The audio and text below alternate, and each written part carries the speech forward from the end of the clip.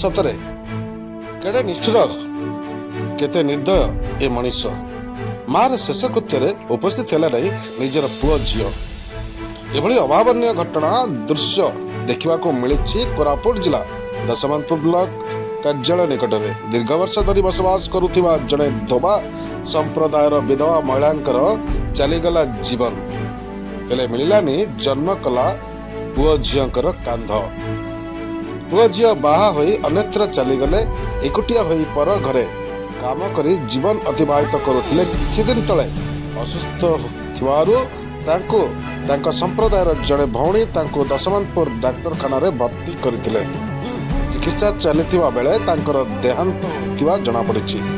ବିଧବା ମହିଳା ଜଣକ ହେଉଛନ୍ତି ରାଜେଶ୍ୱରୀ ନାୟକ। ତାଙ୍କର ଦେହାନ୍ତ ପରେ ନା ପୁଅ ମୁନା ନାୟକଙ୍କୁ ଖବର ଜଣାଇବାରୁ ସେ ବିଶାଖାପାଟଣାର ଚିକିତ୍ସା ହେଉଥିବା ଫୋନ୍ ଯୋଗେ ଜଣାଇଥିଲେ ଓ ମାଙ୍କର ଶେଷକୃତ୍ୟରେ ପହଞ୍ଚି ପାରିବେ ନାହିଁ ବୋଲି କହିଥିଲେ। ତେବେ ଦଶମନ୍ତପୁର ସତ୍ୟସାଇ ସେବା ସଂଗଠନ, ସେବା ଦଳ, ସମାଜସେବୀ ଏକତ୍ରିତ ହୋଇ ରାଜେଶ୍ୱରୀ ନାୟକଙ୍କର ଶେଷକୃତ୍ୟ ପେଡ଼ିସିଲ ପୋଲତଳ ମୁହାଣରେ ସମ୍ପନ୍ନ କରିଥିଲେ। ମୁର୍ଖାର ଗ୍ରାମରେ ରହୁଥିବା ଜଣେ ଧୋବା ସମ୍ପ୍ରଦାୟର ବ୍ୟକ୍ତି ତାଙ୍କୁ ମୁଖାଗ୍ନି ଦେଇଥିବା ଜଣାପଡ଼ିଛି। କୋରାପୁଟରୁ ମନୋଜ କୁମାର ବଦଲିଙ୍କ ରିପୋର୍ଟ, ବସୁଧା ମିଡ଼ିଆ।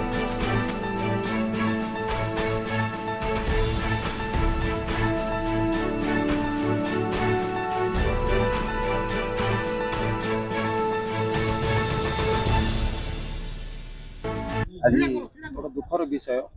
ହିନ୍ଦୁ ଶାସ୍ତ୍ର ଅନୁସାରେ ଅଛି ଯେ ଆମେ ଯେତେବେଳେ ବାହା ହଉ ସେ ସମୟରେ ଆମକୁ ବ୍ରାହ୍ମଣ, ଭଣ୍ଡାରୀ, ଧୋବା ଏ ସବୁ ଆମକୁ ମାନେ ଦରକାର ପଡ଼େ। ମରିଗଲା ବେଳେ ମଧ୍ୟ ଦରକାର ପଡ଼େ। କିନ୍ତୁ ଆଜି ଦଶମନ୍ତପୁରରେ ସେ ଜଣେ ବି ଥିଲା, ଆମେ ଯେକୌଣସି ଲୋକ ମରିଗଲେ ବି ଧୋବା ତ ଆମ ତୁଠରେ ଆଉ ଆସୁନଥିଲା। ଆମେ ଧୋବା ପାଣି ନେଇକରି ସ୍ନାନ କରୁଥିଲୁ।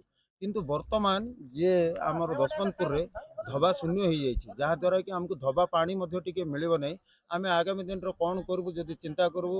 ଏଇ ଆମର ହିନ୍ଦୁ ସଂସ୍କୃତି ଅନୁସାରେ ଯଦି ତୁଠରେ ଏମିତି କିଏ ଯଦି ଏମିତି ଅକାଳରେ ମୃତ୍ୟୁ ହୁଏ, ତାହେଲେ ଆମେ ସବୁ ସତ୍କାର କରୁ। ସେ ସମୟରେ ଆମକୁ ଧୋବା ଆବଶ୍ୟକ ପଡ଼େ। କିନ୍ତୁ ଆଜି ଧୋବା ଶୂନ୍ୟ ହେଇଯାଇଛି ଆମ ଦଶମନ୍ତପୁର। ସେଥିପାଇଁ ବୋଲି ମୁଁ ଦୁଃଖିତ। ଏଇ ଯେଉଁ ମା ଜଣେ ଆଜି ମରିଯାଇଛନ୍ତି, ଅବଶ୍ୟ ଯାଇକରି ସେ ଲୁଗାପଟା ସଫା କରିଦେଇ ପାରୁନଥିଲେ, କିନ୍ତୁ ଲୋକଙ୍କର ଏମିତି ସେ ଘରରୁ ମଧ୍ୟ ଧୋବା ପାଣି ଦେଇକି ସମସ୍ତଙ୍କୁ ଏ କାର୍ଯ୍ୟ ତୁଲାଉଥିଲେ। ସେଥିପାଇଁ ଆଜି ଆମେ ଦଶମନ୍ତପୁରବାସୀ ତରଫରୁ ଆମେ ଭାରି ଦୁଃଖିତ, ଯେହେତୁ ଆଜି ଆମ ଦଶମନ୍ତପୁର ଧୋବା ଶୂନ୍ୟ ହେଇଯାଇଛି। ଆଜ୍ଞା ଦେଖନ୍ତୁ, ଦଶମନ୍ତପୁରରେ ଭାଇଚାରାଟା ବିହୁଳ ଭାବରେ ଅଛି। ଏଇଟା କହିବାକୁ ଗଲେ ଦଶମନ୍ତପୁରରେ କାହାକୁ ଆମେ ଦଶମନ୍ତପୁର ବାସିନ୍ଦା, ଆମେ ଜାତି ପ୍ରଥା ଏ ବିଷୟରେ ଧର୍ମ ଏଇଟାରେ ଆମେ ମାନୁନୁ। ଆମେ ସମସ୍ତଙ୍କର ପାଇଁ ସାହାଯ୍ୟ କରିବାକୁ ଆଗେଇ ଆସୁଛୁ। ଦଶମନ୍ତପୁର ବାସିନ୍ଦା ଭଳିଆ ଆମେ ଏ ପାଖରେ ଆମ କୋରାପୁଟ ଜିଲ୍ଲାରେ ମଧ୍ୟ ବହୁ ଜାଗାରେ ଦେଖିବାକୁ ପାଉନୁ।